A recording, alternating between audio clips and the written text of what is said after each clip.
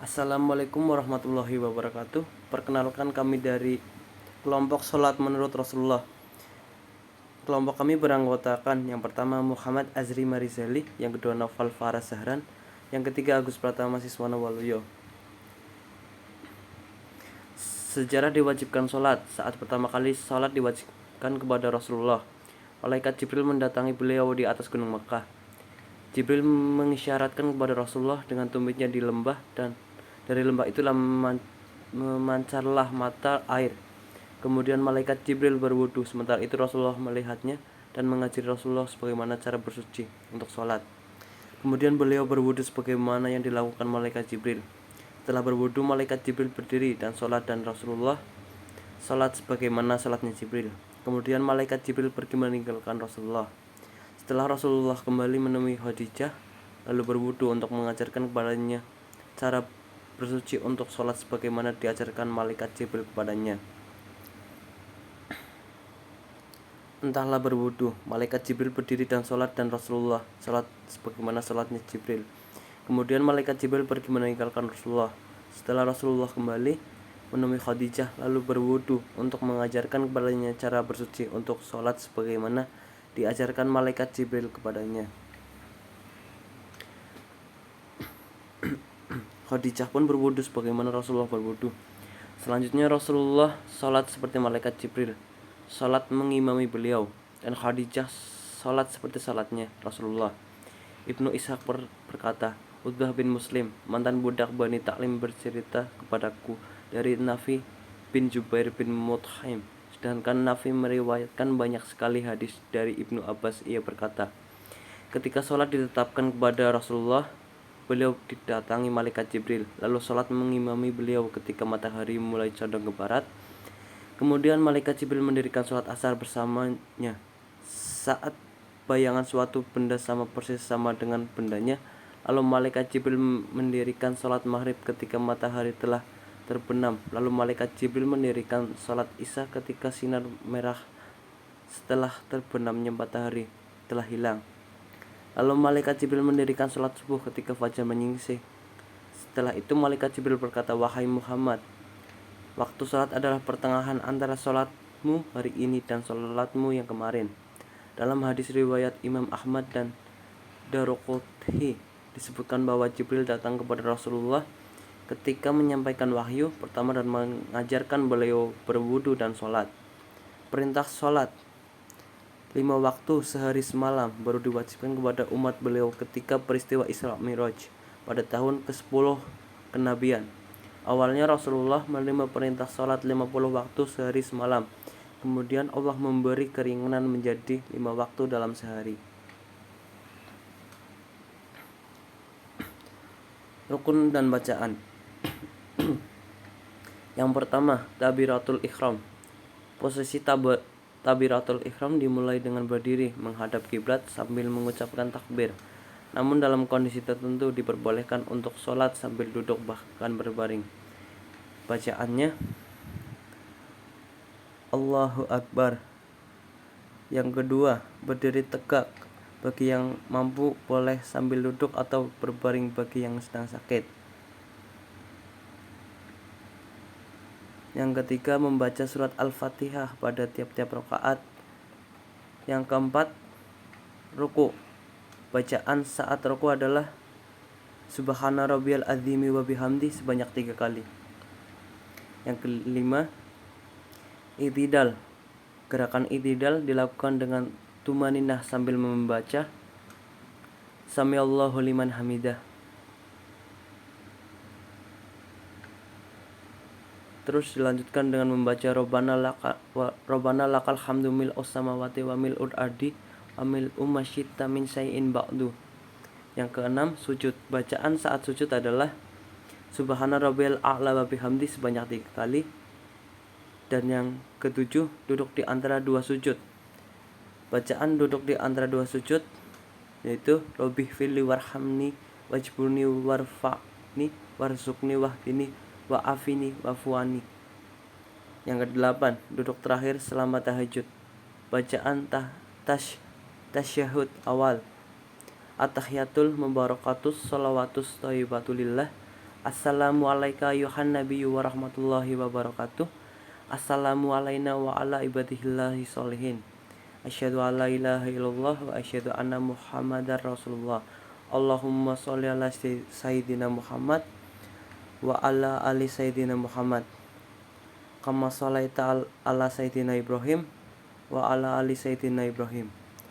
Wa barik ala sayyidina Muhammad wa ala ali sayyidina Muhammad.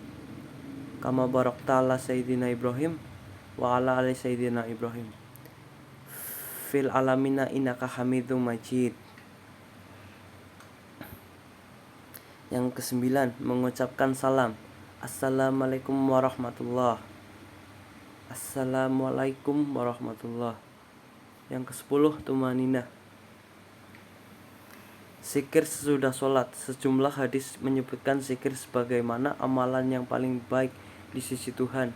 Sebenarnya bacaan doa zikir harian ini sudah diajarkan oleh Rasulullah Shallallahu Alaihi Wasallam dan diikuti oleh seluruh umatnya.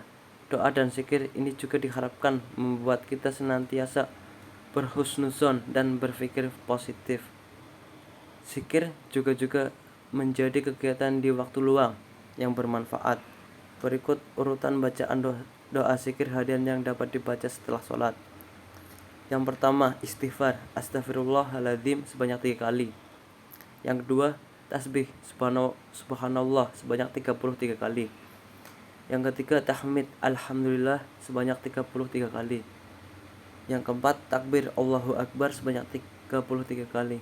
Yang kelima, la ilaha illallahu wahdahu la syarikalah, lahul mulku wa lahul hamdu wa huwa ala kulli syai'in qadir. Ketuk 2 kali untuk menambahkan judul. Allahumma atas salamu wa minkas salamu wa ilaika ya'udus salamu fahiyana rabbana bi salami wa adhikinal jannata da'aras salami tabarakta rabbana wa ta'alaita ya dzal jalali wal ikram.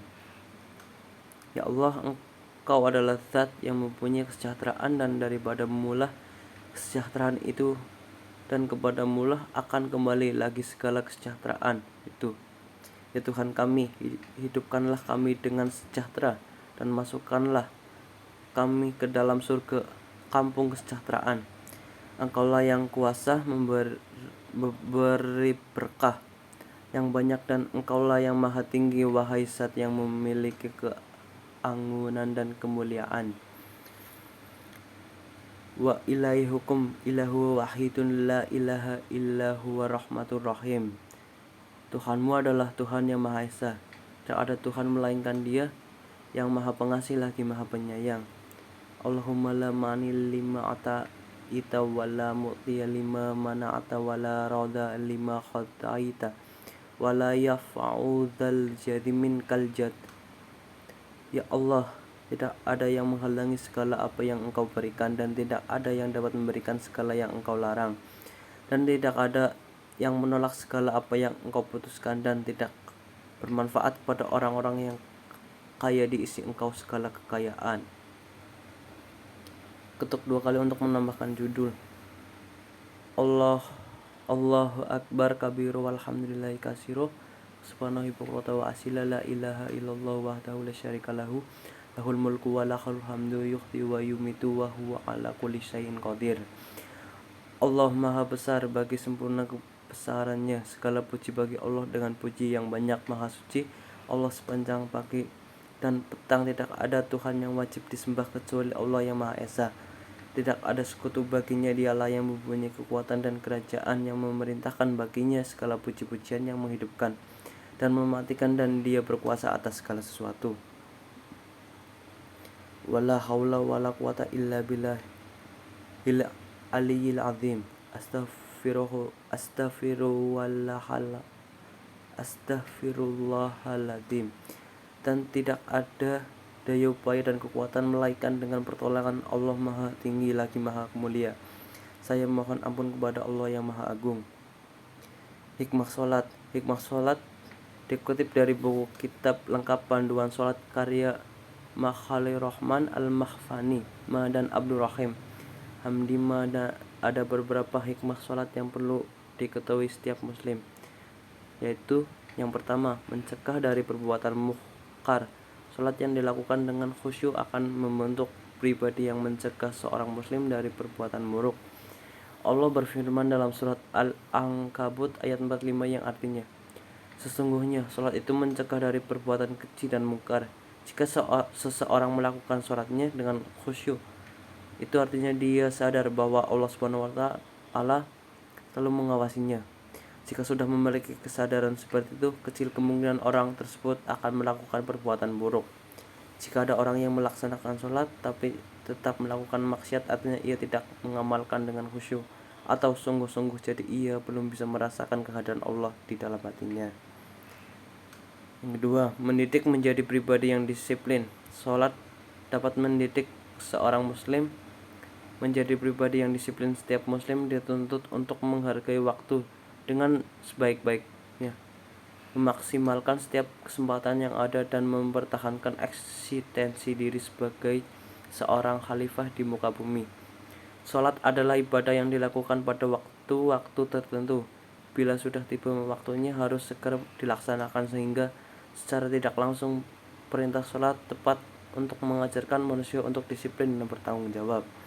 3. Melatih menjadi pribadi yang tangguh. Sholat dapat melatih diri untuk menjadi pribadi yang tangguh dan tidak cengeng ketika menghadapi masalah. Dalam surat Al-Ma'arij ayat 19-23, Allah berfirman, sesungguhnya manusia diciptakan untuk bersifat keluh kesah lagi kikir.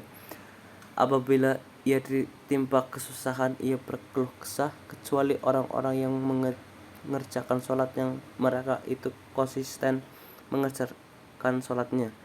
Kesimpulan, orang yang sering berkeluh kesah biasanya tidak mempunyai sadaran hidup. Ia mudah goyah dan terombang-ambing. Sedangkan orang yang khusyuk saat sholat akan merasa memiliki kesadaran hidup, yaitu Allah. Jadi jika sedang bertimpa musibah, ia akan memohon ampun dan meminta yang terbaik serta selalu berpikir positif. 4. Meninggikan derajat. Allah akan meninggikan derajat dan menghapus kesalahan orang yang melaksanakan sholat. Rasulullah Shallallahu Alaihi Wasallam bersabda, hendaknya engkau memperbanyak sujud kepada Allah, karena engkau tidak sujud kepada Allah satu kali, melainkan Allah akan mengangkamu satu derajat dan menghapuskan satu kesalahan dari dirimu. Hadis riwayat Muslim dari Sauban. 5. Kebersihan kesalahan dan dosa dengan sholat. Allah akan mengampuni dosa-dosa yang ada di antara satu sholat dengan sholat berikutnya. Sholat juga dapat membersihkan diri dari kesalahan dan dosa yang dilakukan secara sengaja atau tidak. Orang yang sholat dengan khusyuk akan selalu berusaha untuk menjaga lahir dan batinnya selalu bersih.